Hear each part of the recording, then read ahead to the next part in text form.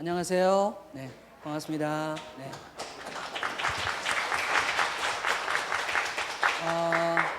저는 그 동국대학교 와이즈 캠퍼스 경영학부에 재직 중인 이영찬 교수라고 합니다. 반갑습니다. 예. 그 오늘 상당히 많은 우리 학생들이 또 경주 시민 또 여러 또 교직원 선생님들이 자리를 함께 해주셔서 굉장히 그 성황리에 행사가 진행될 것 같습니다. 굉장히 기쁘게 생각하고요. 저희 그 경주형 세계시민교육 행사를 또 한 번 더 간략하게 소개를 좀 올리고 그리고 오늘 행사를 진행하도록 그렇게 하겠습니다. 지금 정면에 이제 현수막이 보이시죠? 본 행사의 이제 그 정식 명칭은 경주형 세계시민교육입니다. 그래서 이제 우리 경주에서 일반 경주 시민들을 대상으로 하는 그 고품격 시민교양 강좌 시리즈라고 보시면 될 것 같고요. 경주 시민이라 하면 뭐 일반 경주 시민을 포함해서 우리 동국대학교에서 열심히 공부하고 있는 우리 학생 여러분들도 경주 시민의 일원이라고 생각을 합니다. 그래서 우리 학생들과 또 경주 시민들이 함께 이런 수준 높은 교양 강좌를 들을 수 있는 기회를 제가 이제 마련을 하고 이걸 통해서 또 좀 글로벌 현안들 이런 것들을 이해할 수 있는 시간 그리고 글로벌 현안에 대한 이해를 하게 되면 자연스럽게 이제 세계 여러 가지 이슈들에 대한 관심이 또 생기게 될 것이고 이걸 통해서 우리가 국적은 대한민국이지만 세계 시민으로서 여러분들이 살아가는데 조금이나마 도움이 될 수 있다라고 판단이 되어서 이런 강연을 준비하게 되었고 경주시에서 이 강연에 대한 여러 가지 예산이나 이런 것들을 지원하고 있습니다. 그래서 경주시에 지원을 받아서 진행하는 고품격 시민 대상 교양 강좌 이렇게 이해를 하시면 될 것 같습니다. 올해 이 경주형 세계 시민 교육이 처음 지금 진행이 되고 있고요. 7월에 첫 시작을 했습니다. 7월에 이제 오준 대사님, 전 유엔 대사님을 모셨고 8월에는 세계 스마트 시티 기구 사무총장인 박정숙 사무총장 모셨습니다. 그리고 지난달 9월 달에는 이제 전 인도 대사를 역임하시고 현재 한국 외교협회장을 맡고 계시는 이준규 대사님을 모셔서 특강을 진행을 했었습니다. 이번 달에는 전 주일 대사 그리고 외교부 차관을 역임하신 신각수 대사님 모시고 지금 현수막에서 보시는 주제로 2020년대 복합 대전환기에 우리 외교와 경제에 나아갈 길, 진로 방향에 대한 주제를 가지고 오늘 특강 자리를 마련하게 되었습니다. 오늘 아마 강연은 또 지난 7, 8, 9월에 있었던 그런 강연 주제와는 조금 다르게 좀 글로벌 아주 좀 거시적인 안목에서 글로벌 현안들을 짚어보는 그런 의미 있는 자리가 되지 않을까라고 생각을 합니다. 아무쪼록 이번 강연을 통해서 또 여러분들이 세계 현안에 대한 그런 다양한 이슈들을 또 탐독하고 또 그걸 통해서 조금 더 세계 시민으로 또 한층 성장해 가는데 도움이 될 수 있기를 바라봅니다. 자, 그러면 오늘 초청 연사이신 신각수 전 주일 대사님을 모시겠습니다. 큰 박수 맞이해 주시기 바랍니다.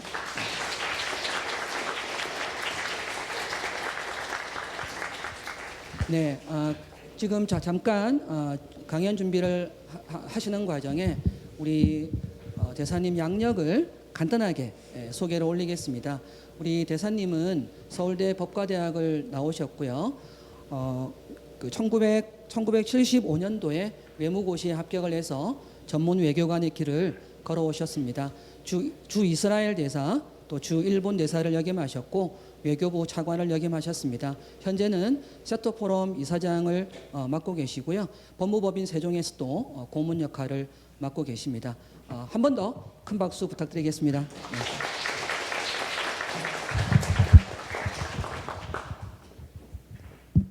여러분 반갑습니다. 방금 소개받은 신각수입니다. 역사와 문화가 살아있는 경주 동국대 와이즈 캠퍼스에서 여러분들과 함께 지금 세계가 어떻게 돌아가고 있는가에 관해서 함께 생각해 볼 기회를 마련해 주신 이영찬 교수님께 우선 감사의 말씀을 드립니다. 잘 아시다시피 2차 세계대전이 끝나고 이제 냉전에 들어갔었죠. 그리고 그 냉전이 약 45년 정도 지나다가 소련이 망하면서 탈냉전이 됐죠. 그로부터 약 20년이 지난 2008년에 세계 금융위기가 일어났죠. 그러면서 중국이 2010년에 일본을 따라잡았죠. 지금 현재 일본은 중국의 약 3분의 1 정도밖에 되지를 않습니다. 규모가. 이러한 일련의 변화들이 나타나는 것이 우리가 살고 있는 2020년대입니다. 그래서 2020년대는 상당히 국제 질서가 혼란스럽고 또 이 국제 사회 자체가 여러 가지 이 변화가 겹치는 복합 대전환의 시기에 접어들었습니다. 그런데 잘 아시다시피 우리 대한민국은 첫째 분단국이죠. 우리 북쪽에 우리 같은 민족이지만 우리에 대해서 언제든지 핵무기를 쓰겠다는 정권이 지금 지배하고 있는 그래서 늘 위협에 놓여 있는 분단국입니다. 그리고 대한민국은 잘 아시다시피 에너지가 98%를 해외 수입에 의존합니다. 우리가 올해 그러니까 작년이죠. 소위 G10에 들어갔습니다. G10이라고 하면 세계에서 경제력 순위로 10위에 진입을 한 겁니다. 1961년에 우리가 경제개발을 시작했을 때 우리의 1인당 소득이 얼마였는지 여러분들 아시나요? 80불이었습니다. 80불. 그 80불에 해당하는 나라가 어디였냐? 아프리카의 가나입니다.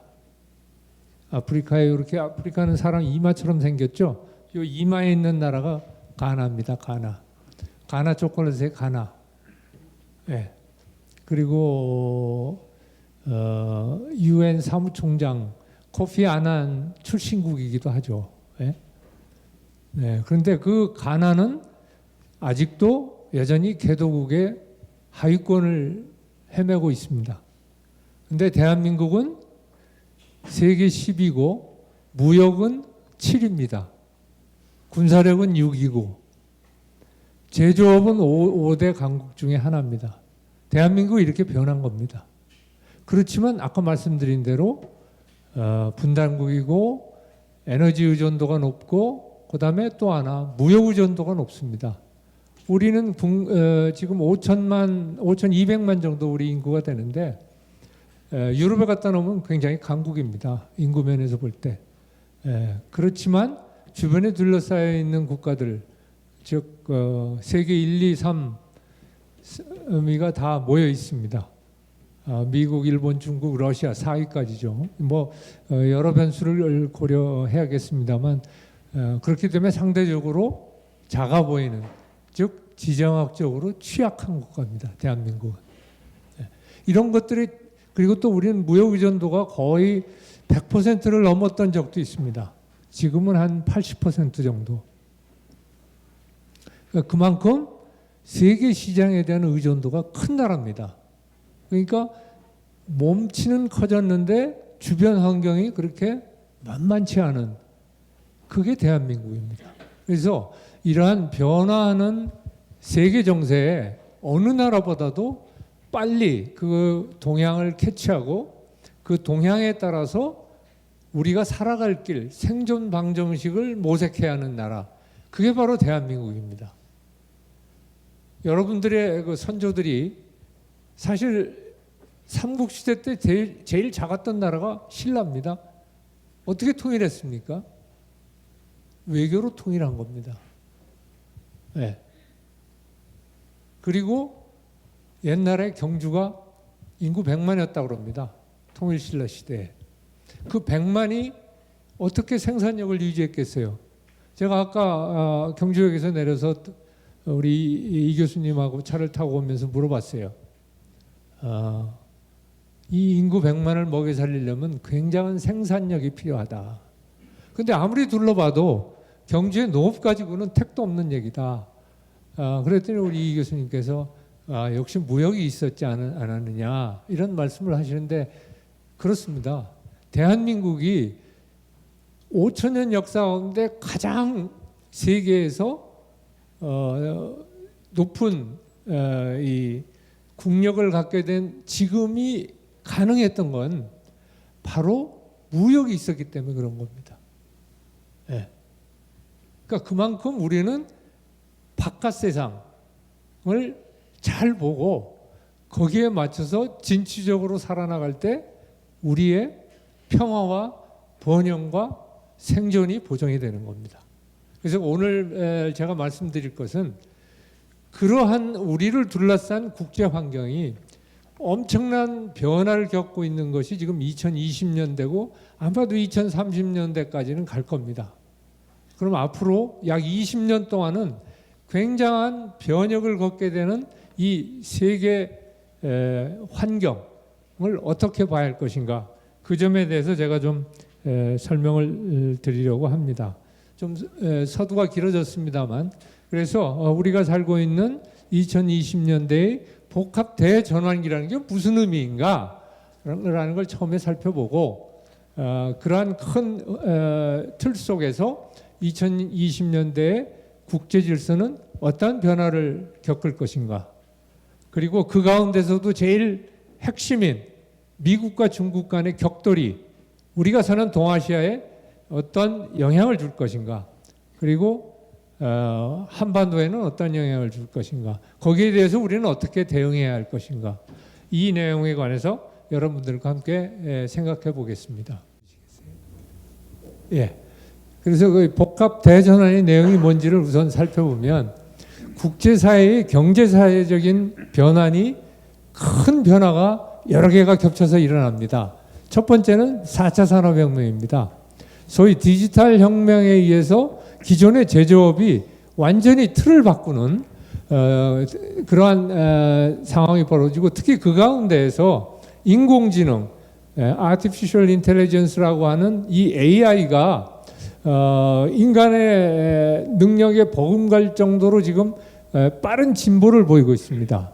그래서 이런 것들이 우리가 사는 사회에 엄청난 충격을 주고 있습니다.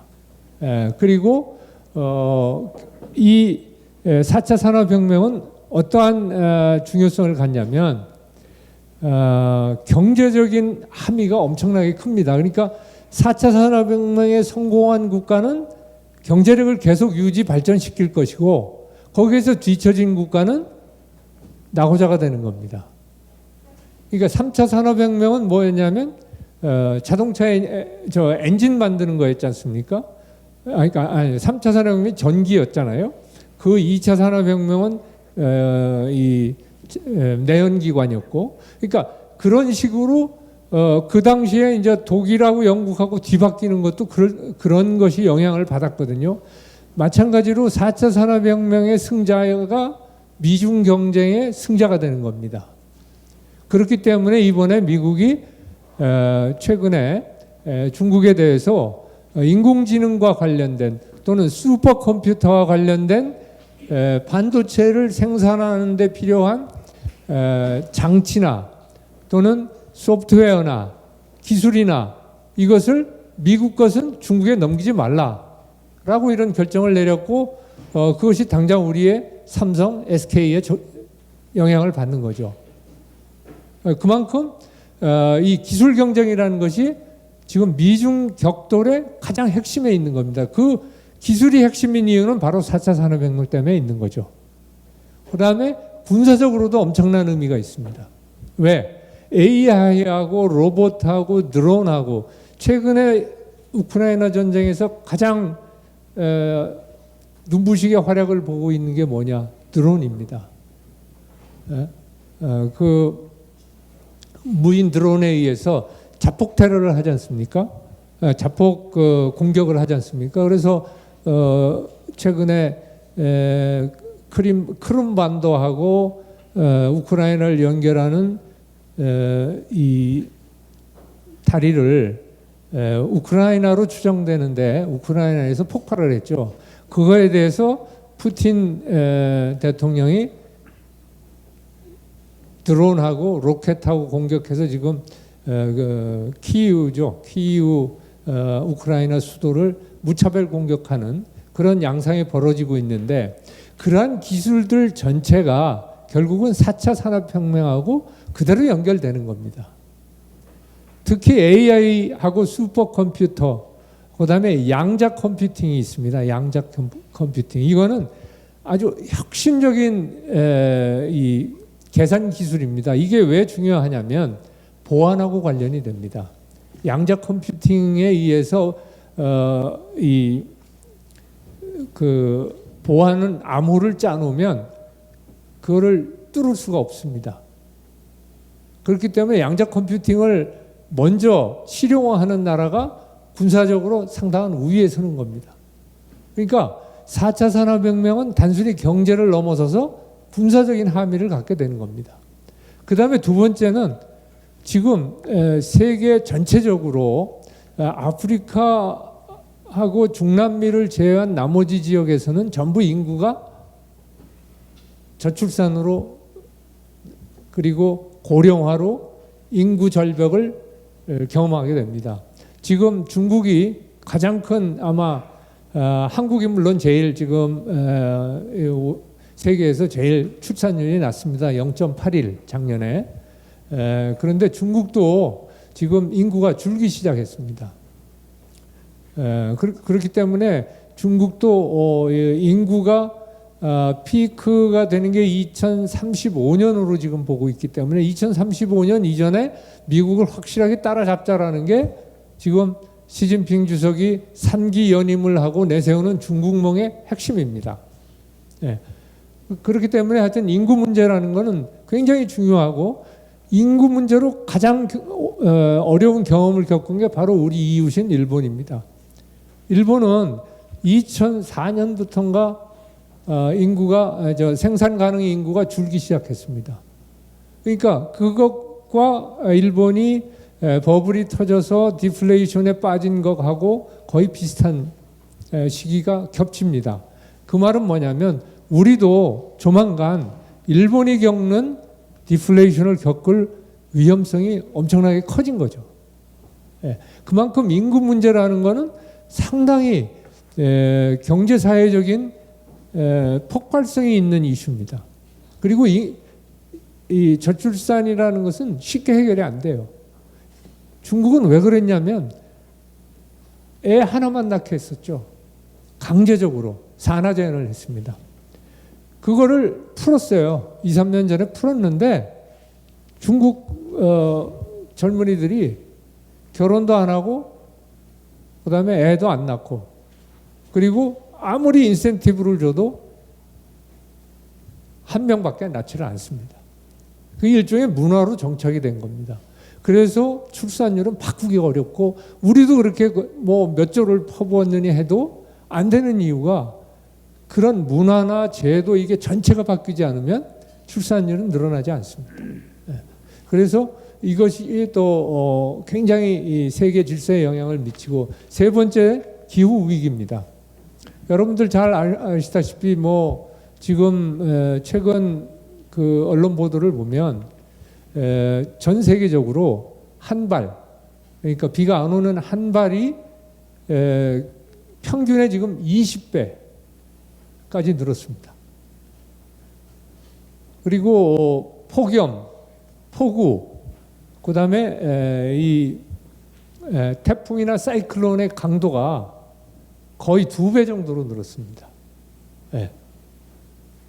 그러니까 기후 변화가 아니라 이제는 기후 위기가 된 겁니다. 그건 왜 그러냐? 결국은 이 지구 온난화 가스를 배출했기 때문에 그렇습니다. 그래서 지금 지구 온난화 가스를 전 세계적으로 줄이기 위해서 만든 협정이 뭐예요? 들어보셨어요? 파리 협정. 예? 파리 협정인데 파리 협정은 상당한 구멍이 있어요. 그건 뭐냐?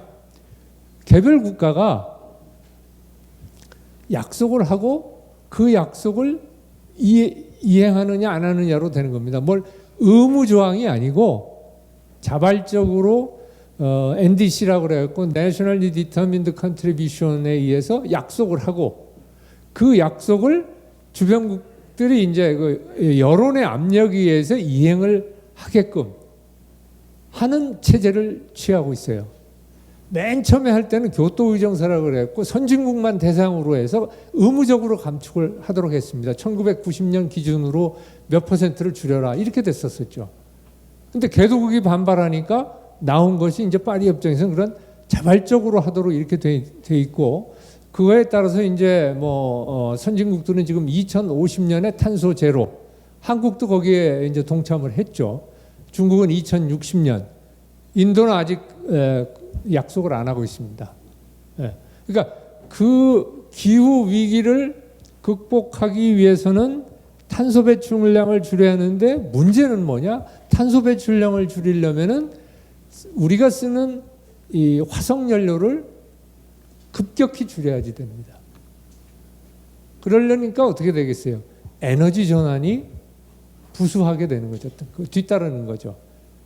그래서 원자력하고 신재생에너지하고 그 두 개만 지금 현재 이 탄소 배출량이 굉장히 적은 그렇기 때문에 소위 기후변화에 따른 에너지 전환의 대상으로 지금 포함이 되어 있는 거죠. 그러니까 이것은 엄청난 이 변화를 경제에 미치는 겁니다. 그 다음에 최근에 여러분이 2년 반 동안 고생했던 팬데믹, 코로나19입니다. 근데 이 팬데믹이 무서운 게요. 1910년, 14, 5년 경인데 소위 스페인 독감이라는 게 유행했습니다. 그게 원래는 스페인 독감이 아니고 미국에서 발생한 독감이 1차 세계대전에 참전한 미국 사람들이 가져갔어요. 그래서 거기에서 유럽에 전파시켜서 얼마가 죽었느냐? 5천만이 죽었어요. 5천만. 지금 코로나19는 세계 인구 500명 가운데 1명입니다. 지금 현재까지 사망자는 대강. 그러니까 아직 그 스페인 독감 수준은 아니지만 이 팬데믹으로 인해서 세계 경제가 완전히 마비됐었고 그거에 따른 희생도 엄청나게 크고 그런데 문제는 뭐냐? 이 바이러스라는 것 자체가 원래는 인간이 사는 거주 지역하고 자연 환경하고가 예전에는 분리가 돼 있었죠. 그런데 인구가 늘어나면서 도시화가 진행되면서 자연 생태계의 이 경계가 무너지는 겁니다. 그러니까 전에 자연에 있던 바이러스가 박쥐나 이런 야생동물을 통해서 인간에게 전파되는 바이러스로 변형을 하게 되는 겁니다. 그렇기 때문에 최근에 팬데믹의 발생 빈도, 주기가 짧아지고 있습니다. 그 말은 뭐냐? 우리가 사는 환경이 오염이 되면서 박쥐나고도 그런 이 인체에 바이러스를 매개하는 숙주들이 더 이상 자연 내에서 그냥 살지 못하고 인간이 사는 지역으로 자꾸 나오는 겁니다. 그렇기 때문에 앞으로 환경이 좋아지지 않는 이상은 이 팬데믹은 더 자주 그리고 도시화로 인해서 굉장히 집단 거주를 하기 때문에 더 전파 속도가 빨라지고 그 다음에 교통통신이 발달해져 가지고 전 세계를 순식간에 보통 2, 3일이면 전 세계에 퍼질 수 있는 그런 속도를 갖추게 된 겁니다. 그러니까 이 팬데믹도 엄청나게 위험합니다. 그리고 지금 거의 이제 위드 코로나로 갔지만 사실은 모릅니다. 이게 완전히 일종의 전염병 수준으로 그냥 독감 수준으로 언제 떨어질지는 몰라요. 그리고 이것이 미치는 영향은 엄청나게 지금 크고 아직도 정확히 파악을 못합니다. 예를 들면은 지금 미국에서 인플레의 근본 원인은 저 팬데믹입니다. 물론 우크라이나 전쟁 때문에 석유값이 오른 것도 있죠. 그렇지만은 팬데믹의 영향이 가장 크고 미국 인플레의 가장 큰 부분을 차지하는 건 뭐냐면 이 모기지입니다. 그러니까 즉 집을 사서 이렇게 붙는 부금이 올라가는 겁니다. 그 올라간 원인이 팬데믹입니다. 그러니까 팬데믹으로 인해서 우리가 사는 그 삶의 방식, 그 다음에 일자리 이런 것들이 다 뒤바뀌고 흔들린 겁니다. 이게 전체적으로 지금 복합 대전환기의 사회 경제적 그 원인 제공자죠. 그런데 이거에 의해서 대외 정치, 즉 국제 정치가 엄청나게 변화를 겪습니다. 물론 가장 큰 거는 미중이 전략 대결을 아주 급속도로 가속화하고 있습니다. 아까 이 반도체 기술 관련된 미국의 규제 조치, 소위 디커플링을 시도하는 겁니다. 미중 간에 장벽을 쌓고 미국과 동맹국 그리고 중국과 중국에 동조하는 국가들 사이에 완전히 벽을 쌓고 그 벽으로는 컴퓨터나 뭐 이런 소위 이 새로 나오는 기술, 즉 4차 산업혁명의 기반이 되는 기술, 그리고 전략 기술이 있습니다. 군사적으로 함의가 있는 기술들, 이런 것들은 중국에 주지 않겠다는 거예요. 미중 경쟁에서 이겨야겠다는 겁니다. 그렇게 되니까 어떻게 되냐? 강대국 간의 대결인 강대국 정치, 즉 그레이트 파워 폴리틱스가 작동하게 되는 겁니다. 그 전에는 이 강대국 정치라는 게 그렇게 탈냉전 시대에는 없었습니다. 그리고 두 번째는 우리에게 직접 관련된 북한이 핵무장 국가로 거의 사실상 핵무장 국가가 됐습니다. 지금 남아 있는 건 뭐냐면 이 핵 교리에서 가장 중요한 게 뭐냐면 내가 상대방으로부터 핵 공격을 받아서 그거에 살아남아서 상대방을 공격할 수 있는 2차 공격 능력이 남아 있을 때 이때 억지가 작동합니다. 핵의 억지. 억지라는 건 뭐냐? 상대방이 나에게 핵을 못 쓰게 하는 겁니다. 그게 핵 억지인데 이 2차 공격 능력을 갖게 되는 것이 우리한테는 굉장히 중요한 기준이 되는데 북한은 이미 ICBM을 여러 번 시험 발사했죠. 지금 안 한 건 뭐냐? 태평양으로 직접 쏘는 거 하나 안 했고 그 다음에 충분한 이 탄두수를 확보해야지 됩니다. 적어도 100여 개 이상은 돼야지 됩니다. 근데 지금 북한이 가지고 있는 핵탄두 내지는 핵탄두로 만들 수 있는 고농축 우라늄이나 이 재처리한 플루토늄이 대개 60 플러스 마이너스 알파로 알려져 있습니다. 그리고 1년에 6개에서 10개씩 그 핵물질을 지금 생산해내고 있습니다. 북한이. 그렇기 때문에 앞으로 2, 3년 있으면 100개, 그게 다 핵탄두로 만들어지지는 않겠지만 100여 개의 핵탄두를 확보할 수 있는 능력을 갖게 되는 거죠, 북한이. 그리고 미사일 종류는 최근에 지난주까지 북한이 미사일 실험한 게 22회입니다. 모든 종류의 미사일을 다 실험했어요. 심지어는 SLBM, 이 잠수함에서 쏘는 SLBM을 지금 할 수가 없으니까 어떻게 했느냐? 저수지에서 쐈죠. 근데 이게 왜 의미가 크냐면, 그리고 또 이제 KN-23이라고 그래갖고 이스칸데르 미사일을 러시아제 흉내낸 건데, 그건 뭐냐면, 보통 미사일은 쏘잖아요? 포물선 그리고 뚝 떨어져요. 그러니까 이 포물선 궤적을 추론해가지고 소위 미사일 방어를 하는 겁니다.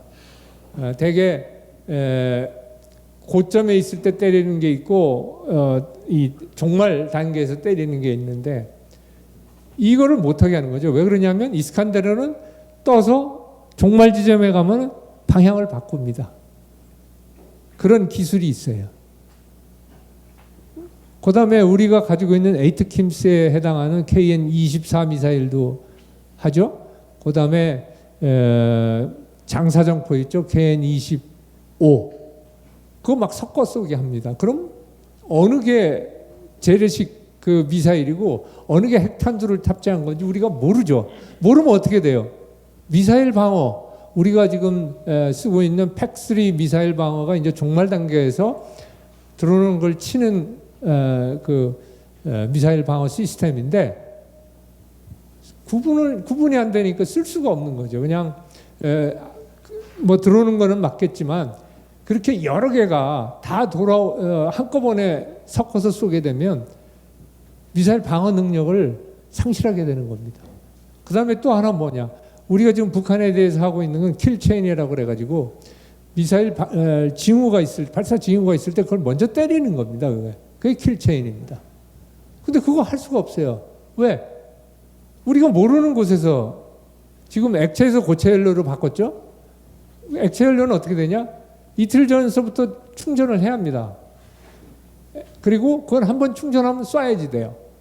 고체는 그냥 들고 있다. 언제든지 가서 쏠 수가 있어요. 완전히 다른 거죠. 그 다음에 모바일 시스템을 이용해요. 열차에 끌고 가서 쏘는 것도 있고, 그 다음에 이 텔이라고 그래갖고 미사일 발사만을 위한 차량이 있어요. 그 차량으로 지하에 숨겨놓고 있다가 아무데나 가서 이제 쏘는 겁니다. 그러니까 지금 우리가 북한의 핵과 미사일에 대해서 취하고 있는 방어 시스템이 거의 무력화되는 그런 수준에 와 있는 겁니다. 거기다가 더군다나 대륙간 탄도 미사일을 갖고 거기에 그거 뭐 다 핵탄두 100기를 뭐 장착하지는 않겠지만 예컨대 ICBM 한 20-30기를 가지고 있고 핵탄두를 거기다 장착했다? 그렇게 될 경우에 어떤 일이 벌어지느냐? 미국의 해구산이 완전히 작동할 거라고는 우리가 기대를 못하는 거죠. 지금은 어떻게 되냐? 미국 본토는 공격이 안 되니까 해구산이 완전히 작동할 수가 있는 거죠. 전역이 한반도나 뭐 일본을 괌을 포함한 이 동아시아의 국한이 되니까 미국의 전략핵이 힘을 발휘하지만 북한이 미국 본토를 때릴 수 있는 능력을 가지고 있고 그 능력을 위협을 하면서 한반도에서 전술핵을 쓴다? 그럼 우리가 방어할 방법이 없죠. 그러니까 이런 굉장히 중요한 일들이 지금 벌어지고 있습니다. 그래서 이제 그런 상황이 오게 되면 그건 게임 체인저죠. 우리가 살고 있는 한국과 한반도, 동북아 내지는 동아시아, 조금 더 나가면 인도태평양의 전략 환경을 획기적으로 변화하는 게임 체인저가 될 겁니다. 그리고 우리가 사실은 아까 말씀드렸듯이 소득 60불에서 지금 35,000불까지 80불에서 35,000불까지 약 60년 정도 걸렸는데 그 60년 동안에 이렇게 변화가 가능했던 건 뭐냐? 두 가지입니다. 자유무역이 보장되는 그리고 항해의 자유가 보장되는 그렇기 때문에 우리가 에너지도 마음대로 사올 수 있고 또 우리가 만든 제품을 시장을 개척해서 팔 수도 있고 이게 바로 자유주의 국제 질서였던 겁니다. 미국이 2차 세계대전이 끝나고 만든 자유주의 국제 질서가 흔들리고 있습니다. 그렇게 되면 우리는 자유무역에 의존하는 무역국가로서의 위상에 커다란 타격을 입는 거죠. 지금 미중 격돌 때문에 우리가 지금 우리 GDP의 20%가 반도체입니다. 이 반도체에 지금 1년간 유예받았어요. 우리가 중국에 가지고 있는 삼성의 반도체 공장, SK의 반도체 공장이 그 조업을 하려면 미국제 기계도 사와야지 되고 기술도 사와야지 되고 그래야 합니다. 그거 1년 유예받았어요. 그게 끊어지면 중국 시장은 우리가 개척을 할 수가 없죠. 그러니까 그만큼 정말 모르는 세상이 돼버린 겁니다. 그것뿐만이 아니죠. 배터리도 마찬가지죠. 최근에 미국에서 인플레 감축법에 전기차에 사용되는 배터리가 나프타, USMCA 그러니까 미국, 캐나다, 멕시코 3개국에서 생산된 것이 아니면 보조금을 안 줍니다. 그래서 당장 현대기아의 전기차가 판매량이 20몇 %가 줄었다고 그러잖아요. 그거 다 우리 문제잖아요. 그러니까 이게 다 이런 커다란 소용돌이 흐름 속에서 나타나는 현상들입니다. 거기다가 지금 미국이 사실은 미국 코가 석자입니다. 그래서 미국의 그 소위 중산층을 부활하고 미국의 제조업을 부활하고 미국이란 나라는 뒤에 얘기하겠지만은 금융자본주의 국가입니다. GDP의 40%가 금융 섹터에서 나옵니다. 우리는 제조업 국가죠. 예? 그러다 보니까 제조업이 취약하니까 지난번 팬데믹 때 코로나 저거에 필요한 마스크라든지 여러 가지 의료기구들 전부 중국산 했잖아요. 그리고 뜨거라 한 거죠. 그래서 지금 바이든이 취임하면서 4가지를 지정했습니다. 뭐냐? 반도체, 그 다음에 배터리, 그 다음에 의약품, 그 다음에 금속. 이 4가지에 대해서 공급망 조사하라. 해가지고 지금 차례차례 나오는 게 그 보고서를 기반으로 해서 미국이 조치를 취하는 겁니다. 그런 만큼 미국이 굉장히 지금 어떤 문제가 있냐면 공화당, 특히 공화당의 트럼프주의자들이 상당히 우리는 미국 우선주의다. 그리고 일방주의예요. 동맹국이고 뭐고 관계없다. 지금은 바이든의 민주당 정부이기 때문에 그게 고쳐진 겁니다. 근데 다시 2024년에 대통령 선거가 있어서 트럼프 본인이 나오거나 아니면 트럼프주의자인 다른 인물이 공화당 후보가 돼서 당선이 되면 정말 우리한테는 힘든 일이 벌어질 겁니다. 그 가능성을 우리는 늘 염두에 두고 한미동맹도 관리해야지 되고 그 밖에 다른 외교 과제들도 수행을 해야 하는 겁니다. 그래서 이렇게 변화하는 가운데 이런 여러 가지 요소가 막 서로 얽히고 설키고 한 복합대전환 시대는 다음과 같은 특징이 있습니다. 초불확실성이 세계입니다. 앞날을 내다보기가 힘들다는 거죠. 그래서 확실한 것은 불확실할 뿐이다 라는 말을 합니다. What is certain is hyper uncertainty 라는 말을 하는 이유가 거기에 있습니다. 그렇기 때문에 중요한 게 뭐냐면 탄력성입니다. 그래서 여러분들 국제 뉴스를 볼 때 많이 나오는 단어가 최근에 많이 나오는 단어가 뭐냐? 탄력성, 리질리언스입니다. 리질리언트해야 합니다. 어떤 위기가 닥쳤을 때 빨리빨리 대응할 수 있는 그런 유연성, 탄력성을 기르지 않으면 안 되는 거죠. 두 번째는 뭐냐? 초연결성의 사회입니다. A에서 일어난 게 B, C, D로 파급되는 것이 순식간에 벌어집니다. 네. 그래서 늘 우리 사회가 초연결성으로 연결되어 있다는 걸 염두에 두고 이 문제를 보고 대응을 하지 않으면 뒤통수 맞기 딱 좋은 그런 시대입니다. 초불안정의 시대입니다. 굉장히 불안정합니다. 미국, 중국 싸우고 있죠. 우크라이나 전쟁 났죠. 대만은 지금 어떻게 될지 모르죠. 남중국해 미국의 항해 자유작전에 의해서 중국하고 붙을 가능성 크죠. 한반도는 북한이 저렇게 핵무력 법을 제정해가지고 김정은이가 위태로우면 무조건 자동적으로 핵무기 쓰도록 지금 돼 있어요. 원래 북한은 2013년에 핵 독트린을 발표할 때는 그러지 않았어요. 자기들이 공격을 받을 때 사용하겠다 해서 그러니까 1차 사용, first use를 안 한다고 해서 no first use에 기초를 두고 했었는데 그게 완전히 바뀐 거죠. 예. 그리고 이 공격을 받아서만 사용하겠다는 게 아니라 언제든지 전황이 불리하면 사용할 수 있다 이렇게 돼 있어요. 그러니까 북한이 핵을 사용할 이 케이스가 훨씬 넓어졌고 그리고 그것을 결정하는 주체가 김정은이에요. 한 사람이에요. 딴 나라들은 다 여러 가지 이 체크 앤 밸런스 장치가 있습니다.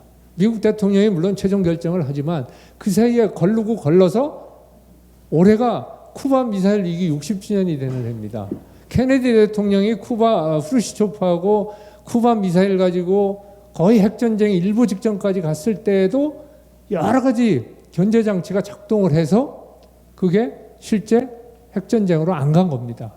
근데 북한은 그거 되지 않는 나라예요. 김정은이가 뭐 하면 그냥 끝이에요, 그걸로. 그러니까 그런 시대가 온 거죠. 그 다음에 초변동성입니다. 그러니까 이렇게 여러 가지 그 변화가 발생하다 보니까 위기도 그냥 단순하게 발생하지가 않아요. 여러 가지가 합쳐서 발생합니다. 재밌는 게 이번에 우크라이나 전쟁에 의해서 러시아가 석유를 가스를 금수하고 또 유럽은 제재를 했죠. 예? 근데 이게 어떤 문제를 이야기하느냐? 우리가 지금 열심히 추구하고 있는 기후변화에 역행하는 겁니다. 기후변화에서는 어떻게 돼야지 돼요? 화석연료는 줄여야 되지 않습니까? 예? 근데 지금은 어떤 일이 벌어지냐면, 독일 같은 데서는 이 러시아에서 석유 가스가 끊어지니까 석탄을 다시 씁니다. 예. 그리고 원전 내기도 원래 올해 폐기하기로 했던 거 내년까지 다시 연장해서 쓰는 걸로 입법을 한다고 합니다. 독일이. 그러니까 이런 일들이 그러니까 A라는 위기에 대처하기 위해서 해야 할 B가 영향을 받는 거죠. 그런 일들이 많이 벌어져요. 예. 그래서 이런 이 초연결 복합 대전환 시대에 국제 질서는 어떻게 되느냐? 첫 번째 국제사회의 구조적인 변화를 제가 지금 모두에서 많이 얘기를 했기 때문에 지금부터는 빠른 템포로 나가겠습니다. 국제사회 구조적 변환의 큰 특징 중에 하나는 뭐냐면 선진국 경제는 침체되고 개도국 또는 신흥국의 경제는 올라가는 남고 북저가 보편화된다는 거죠. 네. 그래서 미국 같은 경우 보면은 아까 말씀드린 대로 금융 자본주의의 한계를 지금 처절히 느끼고 있는 거죠. 특히 미중 간의 기술 경쟁 시대에 접어들었는데 제조업 기반이 없으니까 동맹국이건 뭐건 다 두드려 저거 해가지고 미국에서 제조업을 들여오도록 또 그리고 해외에 나가 있는 미국 기업을 미국으로 되돌리는 리쇼어링을 여러 가지 인센티브를 줘서 하고 있는 겁니다. 예. 그래서 미국은 그러한 리쇼어링 실적이 우리보다 훨씬 좋습니다. 여러 가지 뭐 세제 혜택도 주고 그다음에 그 예를 들면 토지도 공짜로 줍니다. 그다음에 일부는 임금까지 대주는 데도 있습니다. 그렇게 해서 제조업을 유치하는 거죠. 네. 그러다 보니까 이제 미국이 지금 제일 큰 문제가 뭐냐면 쌍둥이 적자예요. 무역도 적자이고 재정도 적자예요. 그래서 좀 못 사는 초강대국이 돼버리는 격이 되는 거죠. 상대적으로. 왜 그러냐면 지금 미국의 GDP가 약 25% 정도 차지합니다. 세계에서. 근데 2차 세계대전 끝났을 때 50%가 넘었어요. 그러니까 그만큼 미국이 옛날에 비해서 상대적으로 퇴조하고 있는 거죠. 네. 그리고 미국 사회가 이 부의 분배가 자꾸 양극화가 됩니다. 그래서 미국의 이제 제일 큰 문제점이 뭐냐면 1980년 이후에 실질 임금이 거의 안 늘었다는 게 정설입니다. 그러니까 물가 올라가는 만큼만 임금이 올라간 겁니다. 그러면서 이 빅텍이나 뭐 이런 큰 미국의 기업의 CEO들은 엄청나게 많은 봉급을 받죠. 그래갖고 월스트리트에서 데모가 일어나서 1대 99 데모도 일어나고 하는 게 결국은 뭐냐? 부가 굉장히 편제된 겁니다. 그래서 중산층이 줄어들고 그 줄어든 중산층이 미국의 민주주의를 위협하고 이런 악순환이 일어나고 있는 게 미국입니다. 유럽 마찬가지예요. 유럽도 지금 유럽 통합이 거의 후퇴하고 있습니다. 대표적인 게 영국이 EU에서 탈퇴했죠. 탈퇴한 이유 뭐냐? 결국은 뭐냐면 일자리 문제고 이민 문제입니다. 왜? 영국의 노동시장에 동구권에서 상당수의 그 저임 임금자들이 와가지고 그거 못 보겠다 해서 브렉짓이 성공한 겁니다. 사실은 영국은 유럽과 함께 가야지 되죠. 그런데 실제 국내 정치는 그렇지 않은 겁니다.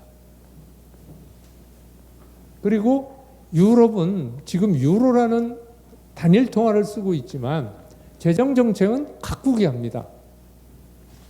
나라가 돈은 하나고 재정 정책은 예컨대 충북 다르고 경북 다르고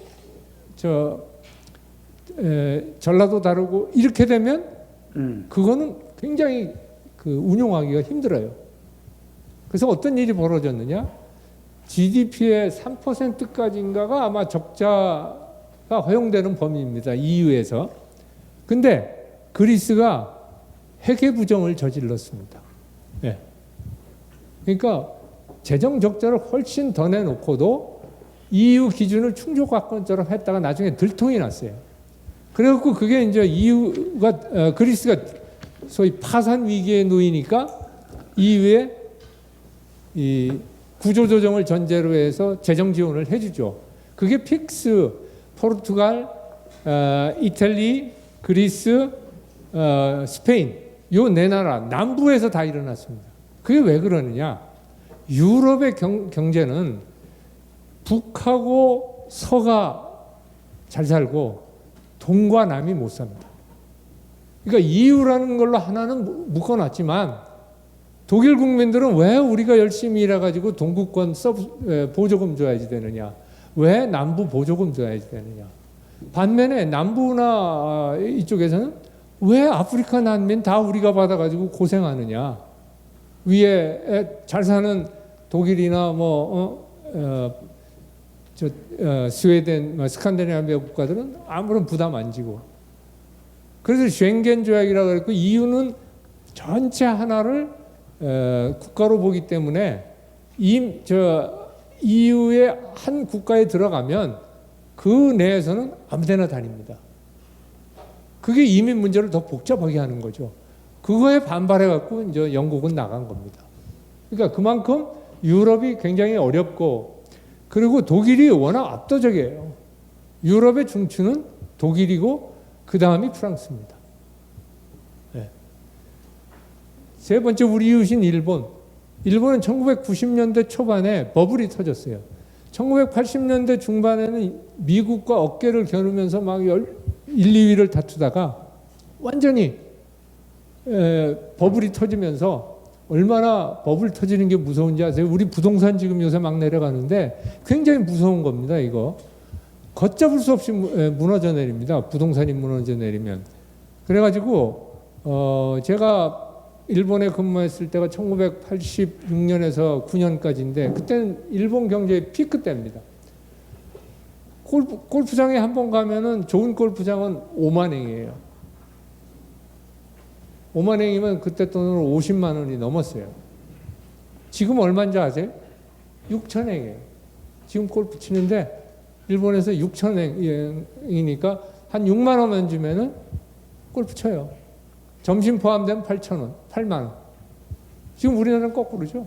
예? 거의 한 30만 원 들어가니까.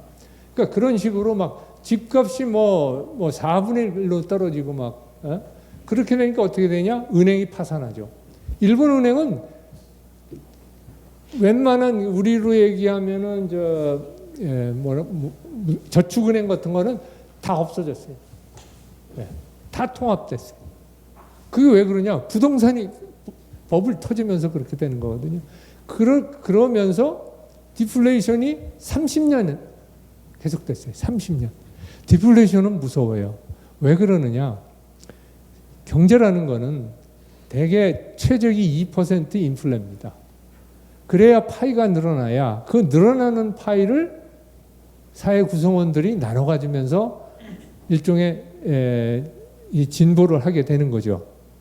근데 이게 줄어듭니다. 그러면 여러분들이 회사에 들어가서 20년 일했는데 월급이 줄은 거예요. 그럼 그 일할만 나겠어요? 예? 물가가 싸니까 좋다고 하지만 활기가 없어요. 예. 그러니까 재밌는 게 80년대 일본의 미국 유학생이 4만 명인데 지금 2만 명 나가요. 안 나가요. 예. 적당히 그냥 뭐 컨비니언스 스토어에서 일용직으로 일하다가서 돈 벌어가지고 내가 끝나고 맥주 한잔 마시고 뭐 하는 그렇게 되는 거예요. 그러니까 일본이 지금 정치 경제적으로 매우 침체됐다. 이제 아베 총리가 2012년 집권하면서 아베노믹스를 통해서 절반의 회복을 했어요. 절반의 회복.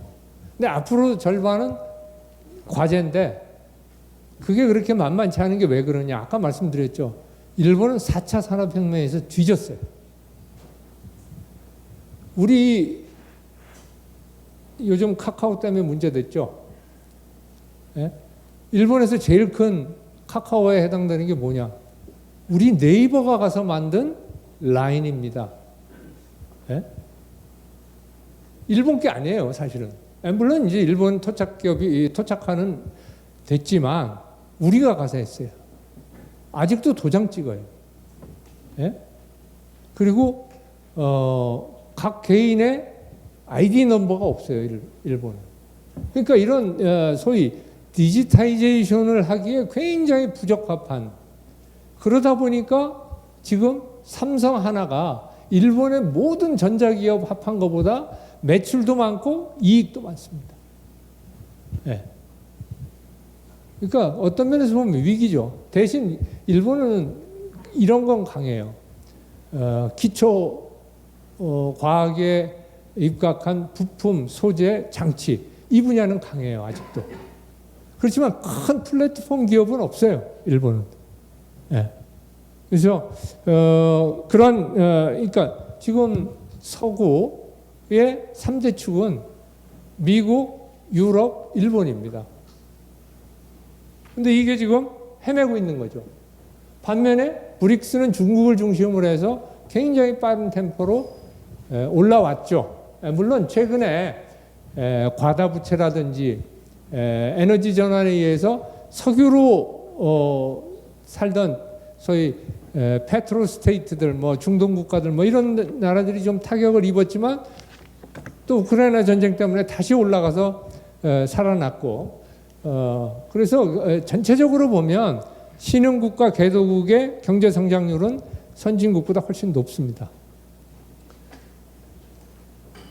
그래서 전체적으로 이 복합 대전환기에 접어든 원인의 가장 큰 이유는 뭐냐면 미국을 중심으로 한 서구가 상대적으로 중국을 중심으로 한 이 신흥국의 뒤지는, 경제적으로 격차가 있는 그런 데서 오는 거죠. 그래서 이제 그 복합 대전환기의 혼돈 무질서를 어떻게 표현하면 부카라고 그래갖고 V는 volatility입니다. 유동성.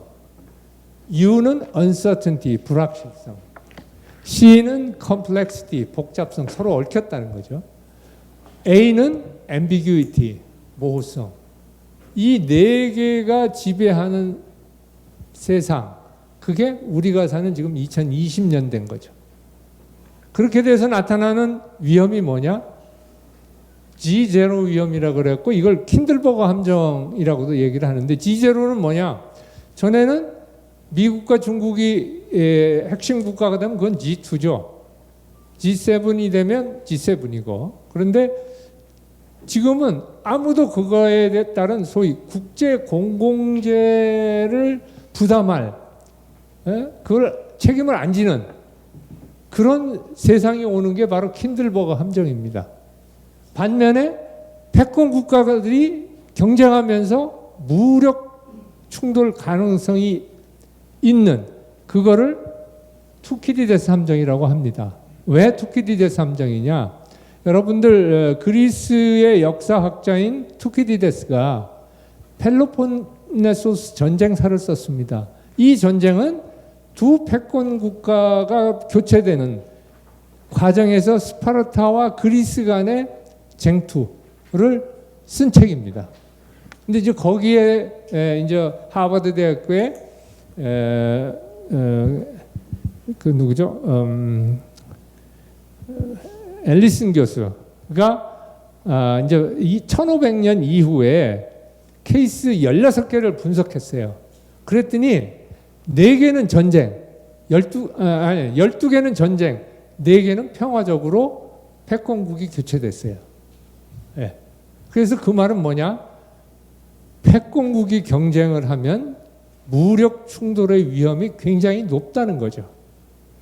그러니까 지금 미중 간의 패권 경쟁이 일어나는데 미국이 이기든 중국이 이기든 그 과정에서 미중 간의 무력 충돌의 위험이 커진다는 거죠. 그게 바로 투키디데스 함정입니다. 그러니까 우리 입장에서는 투키디데스 함정도 피해야지 되고 킨들버거 함정도 피해야지 됩니다. 왜? 우리가 이렇게 무역국가로 성장할 수 있었던 거는 미국이 자유무역을 지지해 줬고, 그 다음에 에너지와 상품, 서비스가 자유롭게 왔다 갔다 할 수 있도록 해양의 자유, 항공의 자유를 보장해 줬던 거죠. 미국 해군을 통해서. 이게 흔들리면 안 되는 거죠. 네. 지금 다극화의 과정으로 가고 있습니다. 뭐냐면 미국이 그 패권이 압도적이었을 때는 단극 질서였죠. 그게 바로 탈냉전기입니다. 대개 1990년대 초부터 2008년 세계 금융위기까지를 그 시기로 보고 있습니다. 그때는 뭐 미국의 그 경제력과 군사력이 압도적이었고, 중국은 2000년에 세계 몇 위였는지 아세요? 2000년에 세계 6위였어요. 2010년에 2위로 올라갑니다. 그렇게 빨리 중국이 성장한 겁니다. 네. 그래서 전체적으로 볼 때 뒤에 미중 저기에서 설명드리겠지만 미국이 상대적으로 쇠퇴를 하지만 이 패권의 교체라는 건 시간이 많이 걸려요. 그리고 우리가 GDP만을 봐서는 안 됩니다. GDP라는 건 뭐냐면 당장 벌어들이는 거죠. 예? 그 다음에 벌어들인 거를 쓰고 남는 게 모이면 뭡니까? 그게 부입니다. 그러니까 많이 번다고 해서 부자가 아니죠. 많이 벌고 적게 써서 축적이 돼야 부자가 되는 거죠. 미국은 1871년인가 2년부터 영국 경제를 따라잡았어요. 세계 1위가 됐어요. 아직까지 세계 1위입니다. 그러니까 따져보면 약 150년을 세계 1위 한 거예요. 중국은 언제부터 세계 2위였느냐? 2010년이에요. 아직 미국 못 따라잡았어요. 네. 그렇기 때문에 소위 스톡 앤 플로우의 개념에서 볼 때 중국이 미국을 따라잡으려면 아직도 한참 걸린다는 얘기입니다. 물론 GDP 따라잡을 수 있죠. 2030년대 부근에 지금 뭐 따라잡을 수 있다는 게 일반적인 관측이지만 그렇다고 해서 최대 부자 국가냐? 그건 아니에요. 지금 해외 채권을 제일 많이 가지고 있는 나라 어딘지 아세요? 일본이에요, 일본. 약 3조 달러를 가지고 있어요, 일본이. 네, 제일 많이 가지고 있어요. 네. 그러니까 결국은 뭐냐? 시간이 좀 걸린다는 거죠. 아무리 중국이 미국을 따라잡을 수 있느냐는 거에 대해서도 퀘스천 마크지만 그렇다 치더라도 실제 따라잡는 데는 상당한 시간이. 왜 그러냐면 영국을 미국이 따라잡은 게 1871년인데 1945년에 패권을 넘겨줬어요. 네. 그러니까 시간이 굉장한 이 타임 렉이 있는 거죠. 네. 그리고 미국은 지리 면에서 중국에 유리합니다. 중국은요, 육지가 14개, 해양이 6개, 20개 나라에 둘러싸인 나라예요. 미국은 아무런 것도 없어요. 위는 캐나다, 아래는 멕시코, 동은 대서양, 남은 태평양입니다. 지리적으로 엄청나게 유리한 거죠. 네.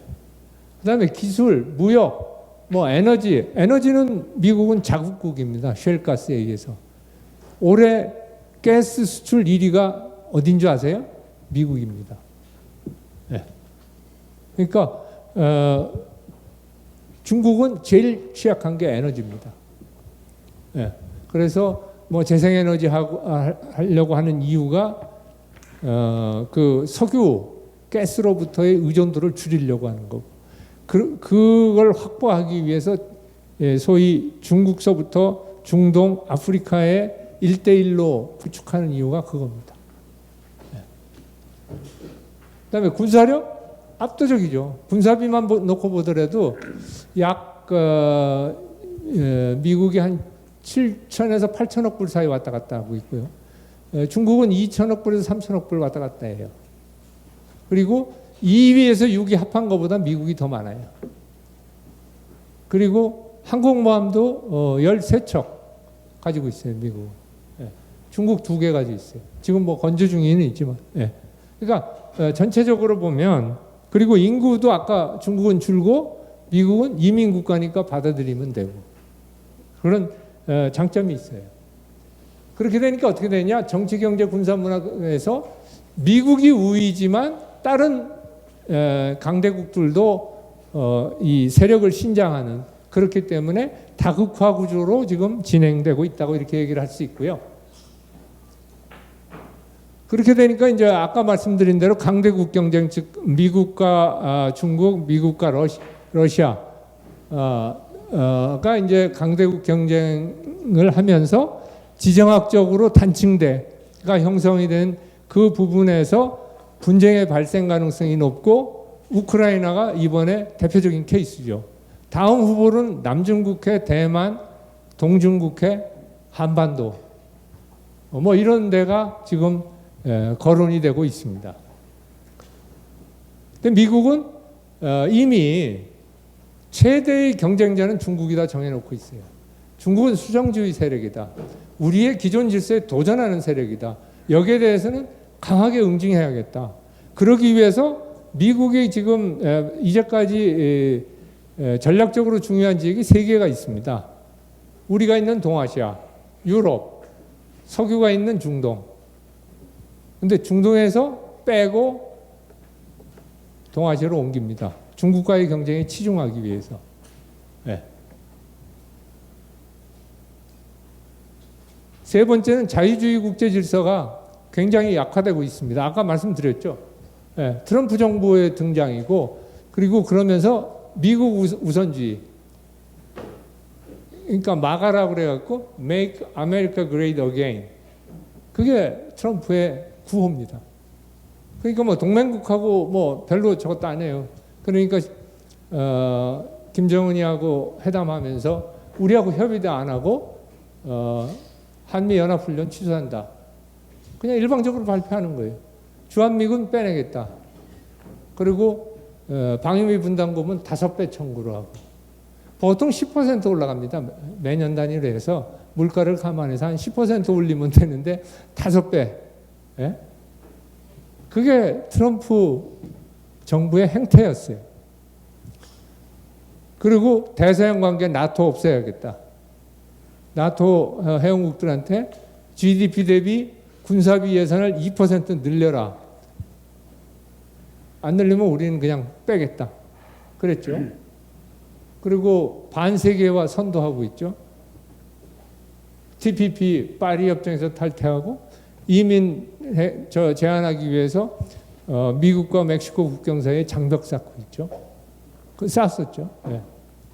그리고 가치보다는 이익을 중시합니다. 민주주의나 뭐 인권이나 이런 것보다는 돈이 되느냐 안 되느냐가 트럼프 대통령의 행동 기준이에요. 굉장히 위험하죠. 이제 바이든 정부로 바뀌면서 동맹 회복을 노력을 하지만 그래서 먼저 오커스라고 그래갖고 미국, 영국, 호주 간의 일종의 군사적인 협정입니다. 그 다음에 쿼드는 미국, 일본, 인도, 호주 간의 협의체고 IPEF는 인도 퍼시픽 이코노믹 프레임워크 그러니까 인도 태평양 경제 프레임워크라는 이 틀 속에서 지금 인도 태평양 국가들을 엮어서 중국에 대항하겠다는 게 IPEF입니다. 예. 근데 이제 문제는 뭐냐? 그렇게 동맹을 중시한다고 하는 바이든 정부도 미국 경제가 지금 허덕이고 있고 경제 안보가 흔들리고 있으니까 제조업을 끌어들이려고 동맹국 팔비트는 일도 종종 하는 겁니다.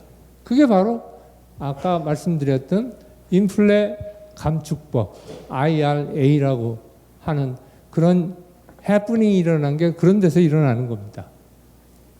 가치외교, 다자외교도 부활했지만 그 내세우는 명분만큼 실행이 따라가지는 않습니다. 그 왜 그러느냐? 미국의 국내 정치하고 관계가 있습니다. 사실은 힐러리 클린턴이 트럼프 대통령한테 질 게 아니었죠. 진 게 어디서 졌느냐?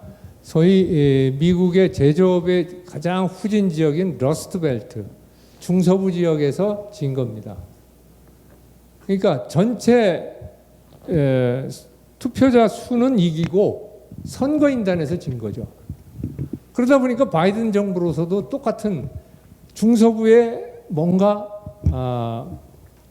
그 경제를 부활시키는 그 조치를 안 하고서는 이번 중간선거나 24년 대통령 선거에서 민주당이 계속 집권하기가 어려운 겁니다. 그러니까 미국이 내세우는 세계적인 리더십과 미국의 경제를 부활시켜야 할 국내 정치적인 수요 간에 충돌이 있는 겁니다. 예. 그래서 전체적으로 볼 때는 유라시아 대 해양 국가들의 구도가 지금 현재의 국제 질서의 그 기본 틀이라고 볼 수 있습니다. 즉 미국, 영국, 일본, 유럽 대 중국, 러시아. 미국하고 유럽하고 그 상당한 균열이 있었는데 우크라이나 전쟁 때문에 유럽이 단결하게 되고 그 또 대서양 관계도 회복이 되는 러시아가 완전히 바보짓한 그런 케이스가 우크라이나 전쟁입니다. 네.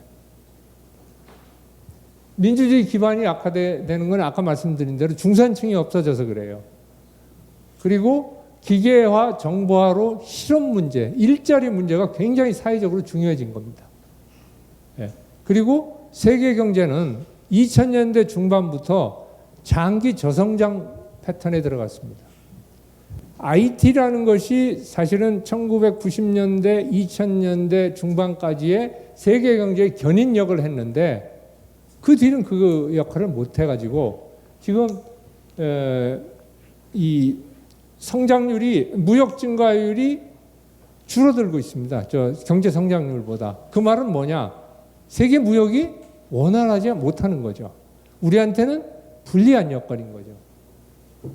그래서 이렇게 사회가 양극화되니까 어떤 현상이 벌어지느냐? 미국에서는 공화당과 민주당이 이제는 같이 살려고도 하지 않아요.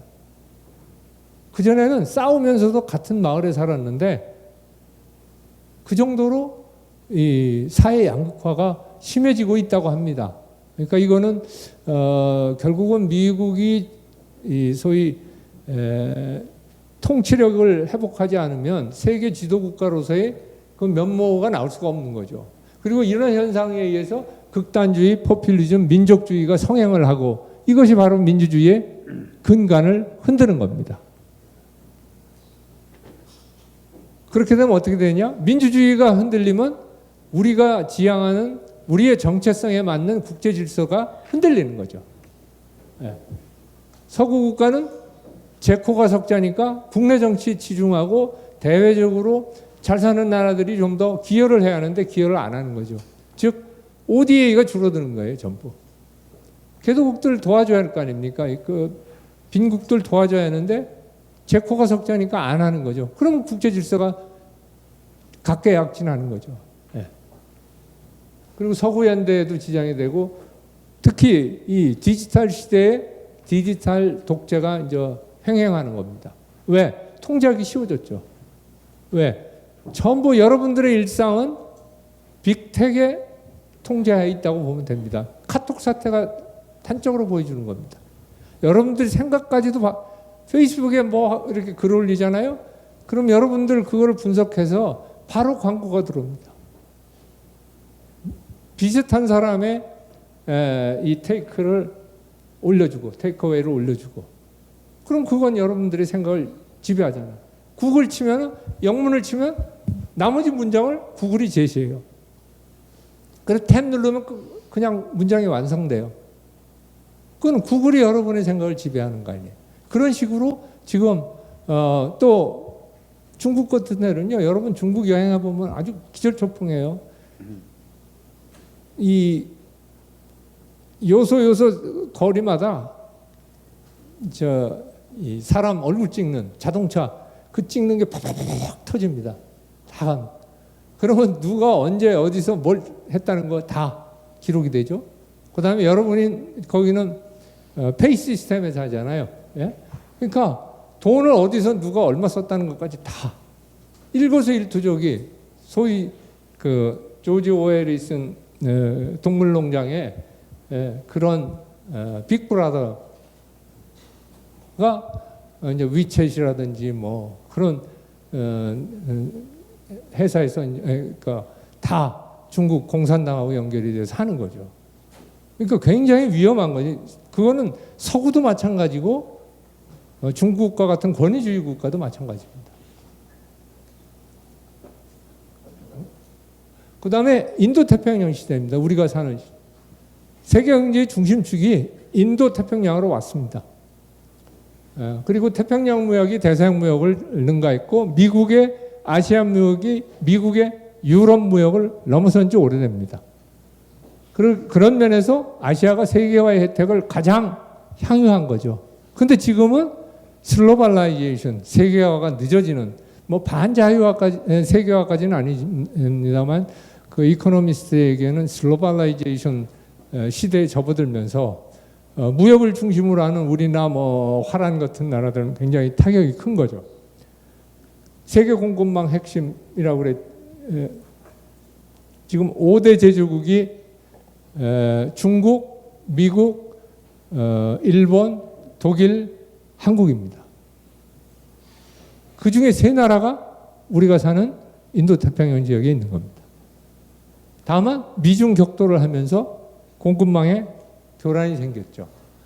그리고 세계 경제 성장을 이끌어온 기관차가 바로 우리 지역입니다. 근데 다만 그 핵심이 중국이었는데 중국의 성장률이 지금 떨어지고 있습니다. 그 뒤에 이제 나올 거고. 그래서 부를 축적하니까 어떻게 돼요? 시장이죠. 아시아는 공장이자 시장입니다. 네. 코로나19로 인해서 굉장히 아까 이건 말씀을 드렸는데 마지막에 코로나가 미치는 영향은요, 이 사회를, 국제사회를 덜 개방적이고 저성장이 되게 하고 그리고 서로 이견을 조정하기 어려운 그런 시대로 가져가는 겁니다. 주요 변화 전망은 뭐 여기 쭉 있는데 그 제가 일일이 다 설명할 적은 없고 아까 제가 말씀드린 거에 대충 다 들어 있습니다. 마지막으로 이 경제 안보의 중요성이 증가한다는 거. 전에는 경제와 안보는 떨어져 있었어요. 그래서 우리가 안보는 미국에 의존하고 경제는 중국에 의존하는. 왜? 우리 시장의 25%가 중국에 있어요. 홍콩 5% 합하면 30%예요. 그래서 미중 경쟁 속에서도 가급적이면은 안미 경중이라는 그런 부호화해서 우리가 해왔는데 이제는 더 그렇게 하기가 힘들어졌어요. 미중 격돌 잠깐 보면요, 경제력은 미국 경제가 상대적으로 쇠퇴합니다. 그래서 끝에 보면 대개 2030년대 중반 되면은 중국이 미국을 따라잡는 건 물론이고 아시아 전체보다도 더 커지는 거죠. 그래서 2035년에는 미국과 일본 합한 것보다 중국과 홍콩 합한 GDP가 더 많아진다는 거죠. 그러니까 그 말은 뭐냐면 중국의 존재라는 게 아시아에서 압도적인 존재가 되는 거죠. 지금 현재는 약 3분의 2입니다. 작년 기준입니다. 올해 가면 이게 뭐 80%까지 간다는 얘기도 있습니다. 그건 다만 이제 그 환율 문제가 있기 때문에 환율을 좀 봐야겠죠. 그리고 미국은 최대 시장지위가 이렇게 크게 하락을 했습니다. 주식 시가총액도 줄었고요. 결국은 세계 경제에서의 그 아주 압도적인 지위가 많이 희석될 수밖에 없습니다. 중국이 늘어나는 만큼. 근데 미국 경제의 강점이 있어요. 우선 이노베이션에 있어서 훨씬 더 중국보다 앞서 있다고 봅니다. 특허, 표준화 마찬가지죠. 그 다음에 소프트웨어에서 굉장히 앞서 있습니다. 그 다음에 금융 재정을 지배합니다. 중국은 굉장히 지금 금융 분야가 취약합니다. 그림자 금융 문제라든지, 그 다음에 지금 뭐 예를 들면은 중국 경제를 버텨온 거는 부동산입니다. 약 30%가 부동산에 있습니다. 중국 경제 성장에. 근데 지금 어떤 현상이 벌어지느냐? 집이 안 팔려요. 집이 안 팔리니까 어떻게 되느냐? 그 지방은행에서 돈 빌려준 그게 다 지금 부도나게 생겼어요. 그리고 또 하나 지금 문제가 뭐냐면 대개 지방 정부가 가지고 있는 토지를 팔아서 지방 정부의 그 재정을 충당해 왔습니다. 근데 안 팔려요. 집이 안 팔리니까 건축회사가 땅을 안 사는 거예요. 그 재정 수입이 줄어드는 거예요. 이것이 지금 중국 경제를 굉장히 옥죄고 있고, 뭐 부패 문제도 여전히 남아 있고, 격차가 심합니다. 도시와 농촌, 그 다음에 부자와 빈자, 그 다음에 연안과 내륙, 엄청난 격차가 있어요.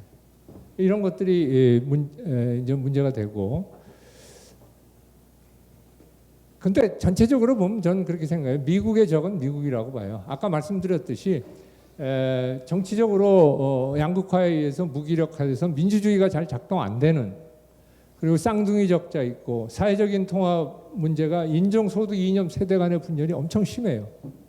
지금 2050년대 되면은 백인이 과반수가 안 됩니다. 왜 그러냐면 히스패닉하고 흑인이 출산율이 훨씬 높습니다. 그리고 내부지향적이 되고, 그렇게 되니까 반이민 정서가 되고, 중국은 계속 추격하고, 그래서 이런 것을 어떻게 극복하느냐 하는 건 결국 미국의 통치 능력에 좌우된다, 이렇게 볼 수 있겠죠. 중국은 아까 말씀드린 2030년경이고 지금 이번에 10월 16일 날 20차 당대가 열려서 3년임이 확정됐는데, 거기서 내세우는 정책을 보면은 시계바늘 거꾸로 돌리고 있어요. 등소평 시대의 개혁보다는 사회주의 시장 경제라는 것 가운데 중국 특색의 사회주의로 돌아가는데, 그건 뭐냐? 당이 시장을 지배하겠다는 거예요. 근데 그거는 못해요. 역사상 안 된다는 게 나왔어요. 근데 그걸 하려고 해요. 그렇게 되다 보니까 어떻게 되냐? 굉장히 중국 경제의 성장 속도가 느려질 거라는 거죠. 예. 그리고 이 자본주의 경제의 가장 큰 적은 뭐냐면 창의성과 혁신입니다. 근데 그런 식으로 공동부유라는 그런 정책을 통해서 다 같이 잘 먹고 잘 살자라고 하면 옛날 소련 하던 거, 모택동 하던 거 그런 식으로 가자는 거죠.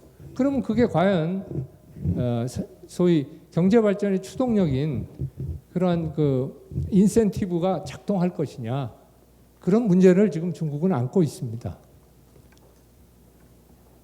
지금 올해는 2.8%로 지금 IMF에서 전망을 합니다.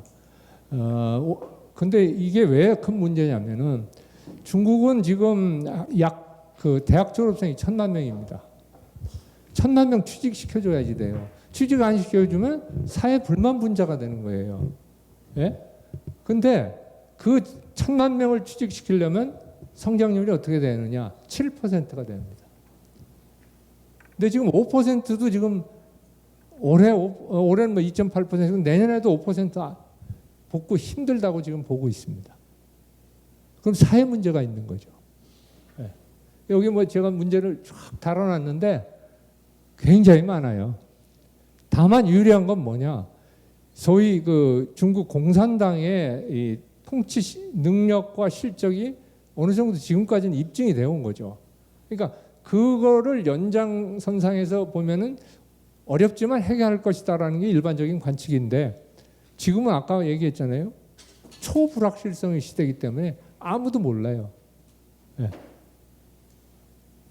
군사력은 여기에 아까 제가 쭉 얘기를 했고요. 항공모함도 그렇고 뭐 제일 중요한 게 뭐냐면 미국은 전부 파워 프로젝션을 해야지 됩니다. 본토에서 다 뭐 중동 개입을 하든 유럽을 개입하든 동아시아 개입하든 전부 병력을 실어 날라야지 되죠. 그리고 해공군을 전개를 해야 되죠. 거기에 필요한 게 뭐냐? 동맹국 파트너국입니다. 예. 동맹연합 우호 관계가 중국에 비해서 훨씬 강력한 게 미국입니다. 그러니까 주일 미군 기지가 중요한 거고, 주일 미군 기지가 중요하니까 일본 미국 입장에선 한일 관계가 잘 돼야 한반도에 뭐가 일어났을 때 주일 미군 투입하는데 용이하게 되는 거죠. 지금 현재는 일본에 있는 미군 기지 가운데 7개만 일본 정부 동의 없이 쓸 수가 있어요. 미국이.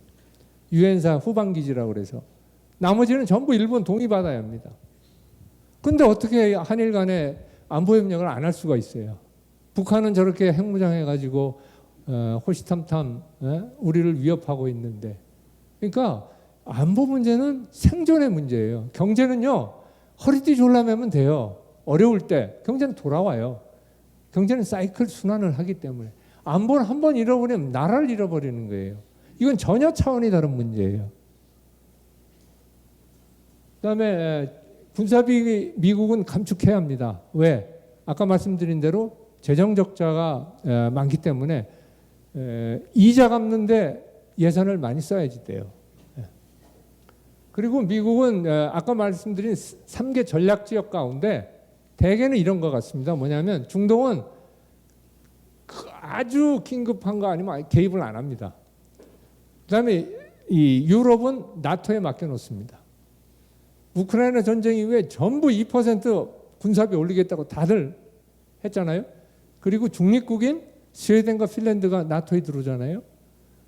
그러니까 유럽은 유럽에 맡긴다는 구상입니다. 동아시아에서 중국과의 경쟁에 모든 걸 쏟아붓겠다는 게 미국의 지금 현재의 전략입니다. 그러면서 나타나는 게 군사비가 줄어드니까 동맹국에게 이 소위 방위비 분담을 늘리는 거죠. 네. 중국은 세력권을 구축하려고 그러고 이 동아시아에서, 러시아는 구소련 제국을 부활하려고 합니다. 그래서 우크라이나 전쟁을 일으킨 겁니다. 네. 이런 것들이 결국은 굉장히 어려운 상황을 만들어내는 거죠. 세계의 그 소위 단층대에서. 그리고 중국이 시진핑이 5세대 정치인입니다. 시진핑 때부터 굉장히 공세적인 외교 안보 정책을 취하게 됩니다.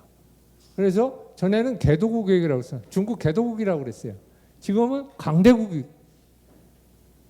신형 강대국 관계로 하겠다. 그걸 추구하겠다라는 게 이 중국의 이 큰 전략이고요. 그걸 위해서 공세적 외교행 때 분발유의라는 그러한 전에는 유소자기 정도였는데 분발유의입니다. 더 그래갖고 소위 올프 워리어 디플로머시라고 그래서 전랑 외교, 늑대 외교를 한다는 거죠. 지금 요새 해외에 있는 중국 대사들 뭐 가관이에요. 그 사람들 외교하는 게 아니에요. 베이징 보고 얘기해요. 뭐 주재국에 대해서 막 그 비판하고 뭐하고 하니까 그러면 또 중국 외교부에서는 잘했다, 공산당에서 잘했다 해갖고 승진시켜 주니까 자꾸 그렇게 하고 그렇게 되니까 어떻게 되냐? 중국에 대한 세계 여론이 엄청 나빠졌어요. 한국에 지금 80% 나와요. 반중이요. 유럽 웬만한 동구권 국가들 다 떨어졌어요. 옛날에 동구권 국가들은 중국하고 가까웠어요. 그래서 반중률은 없었어요. 근데 지금 굉장히 많습니다. 군사력도 굉장히 빨리 늘려나가고 있어요. 뭐 스텔스 전투기라든지 동풍 21, 26라는 게 이게 지대함 미사일입니다. 엔티쉽 미사일이라고 그래가지고 중국 주변의 제1도련선, 제2도련선에서 미국의 해군과 공군력의 접근을 제한하는 겁니다.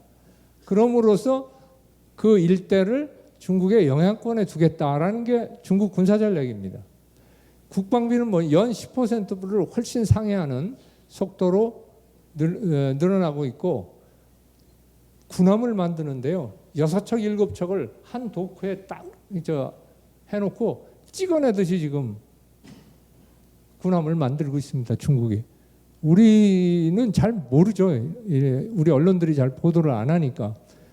엄청나게 빠른 속도로 만들기 때문에 함정 수는 중국이 미국보다 훨씬 많습니다.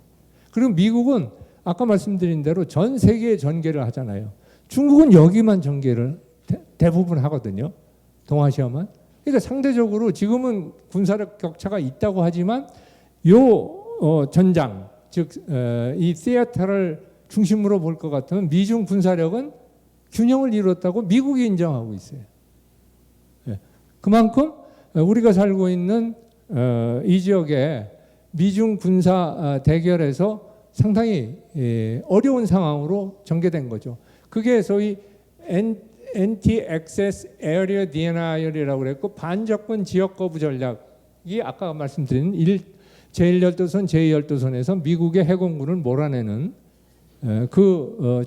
전략입니다. 그래서 중국은 전통적으로 대륙 국가였는데 해양 국가로 변신을 급격히 시도하고 있습니다. 그리고 친중 국가망 이런 데가 소위 1대1로에 의해서 아주 집중적으로 파키스탄이나 뭐 이런 데또 스리랑카의 한반도토다라는 곳에 항구를 만들었는데 컨테이너선 한 척도 안 들어와요. 그러니까 디폴트, 그러니까 파산을 하니까 중국이 그거를 소유권을 받아가지고 그거를 중국 함정에 기항하는 걸로 바꿨어요. 그런 식으로 지금 늘려나가고 있습니다. 그래서 전체적으로 중국은 글로벌 세력화는 시간이 걸리겠지만 동아시아 세력화는 뭐 확실하고 그런 점에서 지금 2025년에 중국이 대만을 공격할 것이다. 왜 2025년이냐면 2025년은 두 가지 의미가 있어요. 시진핑 총서기죠. 3기가 끝나는 게 2025년이에요. 그리고 중국 인민해방군의 100주년이 2025년이에요. 그러니까 그때까지 뭔가 대만 통일에 있어서 업적을 이루겠다는 그러한 의도가 굉장히 강하기 때문에 미국에서는 굉장히 그 점을 지금 염려하고 있고 그거에 대한 대비를 하기 위해서 대만의 무기도 지금 상당히 판매를 많이 하고 있고 일본과 여러 가지 협의를 해서 대비를 지금 하고 있습니다. 근데 이런 중국과 미국 간에 이제 중국이 부상하고 미국은 상대적으로 쇠퇴하면서 일종의 세력 전환이 일어나는데 이것이 평화적으로 일어나기 위해서는 아까 말씀드린 대로 그레엄 앨리슨 교수는 16개 가운데 4개밖에 평화적으로 안 됐다고 했지 않습니까? 그래서 적응 과정이 필요한데 그걸 어떻게 하느냐가 이제 지금부터 2020년대의 가장 큰 과제가 아닌가 그런 생각을 합니다. 그래서 전체적으로 보면 뭐 신냉전 합니다만 전 개인적으로는 차가운 평화다. 콜드 피스다. 콜드 워가 아닌 콜드 피스다. 미중 간에 내가 보기엔 뭐 핵전쟁이 일어날 가능성은 거의 없는 것 같고요. 다만 대만 문제가 확산이 되면 뭐 전술적인 전술핵을 쓸 가능성은 있겠지만 어쨌든 그러한 상황이기 때문에 일종의 유산행전이다. 왜? 미중 간에 굉장히 상호 의존도가 높기 때문에 과거의 미소의 냉전 시대와 같은 그런 냉전 양상은 나타나지 않고 제한적인 범위 내에서 소위 디커플링, 분리가 일어나는 그런 상황이 될 것이다. 이런 얘기했고요. 동아시아 질서가 편화하려면 중충적 지역 협력 체제를 만들고 미국이 지속적으로 관여해야지 됩니다. 왜? 아까 말씀드렸죠. 중국과 나머지 아시아의 세력 균형이 되지를 않습니다. 중국의 경제력이 압도적이기 때문에 군사력도 압도적이고 그래서 역의 세력인 미국이 세력 균형을 해주지 않으면 평화가 유지될 수가 없는 겁니다. 그리고 중국도 평화적으로 발전해야지 됩니다. 이 세 가지 요소가 갖춰져야 하니까 사실은 그렇게 쉬운 건 아닙니다. 한반도 잠깐 얘기하고 넘어. 사실상 핵무장 다 됐고요. 2차 공격력 필요한데 제가 보기엔 2, 3년이면은 100개까지 갑니다. 그리고 공격적인 핵무력 법제를 최근에 발표했죠. 아마 핵 지금 가지고 있는 나라는 안보리 상임이사국 5개국, 그 다음에 NPT 체제에 들어가 있지 않는 인도, 파키스탄, 이스라엘. 그럼 8개죠? 북한하면 9개입니다. 전 세계에. 그 9개 국가 가운데 가장 공세적인 핵 독트린을 가진 게 북한이라는 걸 우리가 알아야 합니다. 미국 간에 비핵화 교섭 하는데 제가 보기에는 물 건너갔습니다. 그렇다고 우리가 포기는 해서는 안 되겠죠. 그렇지만은 왜 어렵냐면 미국이 북한 핵 문제 더 이상 톱 프라이어리티 두지를 않습니다. 미국 우크라이나 전쟁도 있고 뭐 대만 문제도 있고 지금 굉장히 중요하고 시급한 과제들이 많습니다. 그다음에 북한의 뒷배를 중국과 러시아가 봐줍니다. 왜? 미중 경쟁이 있으니까. 그리고 북한은 이미 자기들의 시계바퀴를 거꾸로 돌려가면서 핵과 미사일 무력을 강화하겠다고 했고 실제로 하고 있습니다. 그럼 경제를 복구하기 위해서 비핵화를 할 것이냐? 기대 가능성이 엄청 낮은 거죠. 네. 기대는 안망입니다. 국제 환경이 이렇게 북한에 유리하고 그러면서 핵 보유를 고집하면서 자력 갱생을 추구합니다. 북한은요 외부에서 돈과 기술이 유입되기 전에는 절대 북한 경제는 살아나지 못합니다. 생존은 할 수 있죠. 살아나지 못합니다. 그런데 개혁 개방을 해야 하는데 개혁 개방을 하려면 제재가 해제돼야 되고 제재를 해제받으려면 비핵화를 해야 하니까 어려운 거죠. 네. 남북관계, 북한은 대미관계 한국을 이용만 해왔죠. 2017년에 그렇게 한반도를 긴장 상태로 몰아놓고 2018년 초에 평창올림픽 때 저걸 해갖고 비핵화 할 것처럼 했죠. 하노이 회담에서 깨졌죠. 더 이상 진전 없죠. 그 사이에 핵과 미사일 능력은 우리가 상상 이상으로 발전했죠. 그러니까 결국은 시간을 벌고 미국으로 하여금 자기들이 인정받게 하는, 미국 대통령하고 북한의 지도자가 만난 게 처음 아닙니까? 네. 아무런 대가도 뭘 얻어냈어요, 미국이? 아무것도 못 얻어냈잖아요. 네? 그게 저하고 우리는 뭘 얻었어요? 평화요? 그건 무슨 평화입니까? 지금 한미일 군사훈련 한다고, 방어용 훈련 한다고 북한이 자기들의 전술 저지선까지 내려오지를 않나. 우리 그 9.19 군사 합의를 위반해서 양쪽 동해안과 서해안에 포사격 훈련을 하질 않나. 그게 평화입니까? 아니지 않습니까? 평화는요, 힘에 의해서 그리고 외교에 의해서 지켜지는데 외교가 지금 작동할 수가 없어요. 그러면 어떻게 해요? 힘으로 막아야죠. 그게 지금의 남북 관계의 현실입니다. 그리고 북한은 우리가 경제적으로 도와줄 때 얘기가 됐어요. 근데 제재 때문에 도와줄 수가 없어요. 우리가 하고 싶어도. 국제사회에서 못하게 하니까. 그러니까 지금 어떻게 됐냐? 우리는 한 팔 묶고 링에 올라가 있는 겁니다. 남북 대결의 링에서 우리는 한 팔이 묶였어요.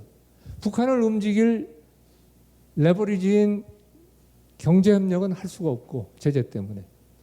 그리고 북한이 가지고 있는 북핵 능력에 대응할 수 있는 수단이 아무것도 없어요. 우리는 사실은 아까 말씀드린 대로 뭐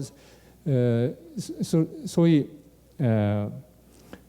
그 킬체인하고 KRPR 대량 보복, 그다음에 KAMD라고 그래갖고 Korean Air and Missile Defense, 소위 미사일 방어죠, 한국형. 이 세 가지를 통해서 하려고 했는데 이번에 나타난 거 보니까 아무것도 안 되게 돼 있어요. 지금 우리 능력 갖고는 안 되게 돼 있어요. 그게 현실이에요. 그러니까 한 발 묶고 링에서 지금 북한을 상대해야지 돼요. 우리가 유리한 건 우리 경제력, 예? 그리고 국제사회의 지지라는 외교력, 이거 갖고 해야지 돼요. 그러니까 굉장히 어려운 환경인데, 한미동맹이 이완이 됐지만 윤석열 정부 들어서 상당히 복구를 했습니다. 한일 관계는 여전히 아직도 최악입니다. 물론 분위기는 좀 좋아졌어요. 한중 관계는 완전히 지금 올해가 한중 국교 수립 30주년입니다. 정말로 축하해야 할 해이지만 실제로 보면은 냉랭합니다. 네. 반중 정서는 뭐 역대 최고로 높죠. 그다음에 뭐 지금 뭐 양국 지도자 교류도 없죠. 뭐 물론 코로나 영향도 있지만 이런 상태이기 때문에 가장 큰 문제는 북한 문제에 있어서도 한국하고 중국하고 굉장한 의견 차이가 있습니다. 그러니까 이런 것들이 한중 관계도 상당히 어려운. 그래서 이제 어떻게 해야 하느냐? 저는 우리나라는 중견국가입니다. 미들 파워입니다. 그레이트 파워가 되려면 통일이 돼야 한다고 저는 생각을 합니다. 근데 그 전까지는 미들 파워예요. 그럼 미들 파워에 맞게끔 이러한 이 전략들을 종합적으로 우리가 구사를 해야지 됩니다. 예. 그리고 제일 정한 게 뭐냐면 저는 이 피해자 의식을 극복해야 한다고 생각해요. 우리가 일제 강점기로부터 해방된 지 거의 70년이 넘었습니다.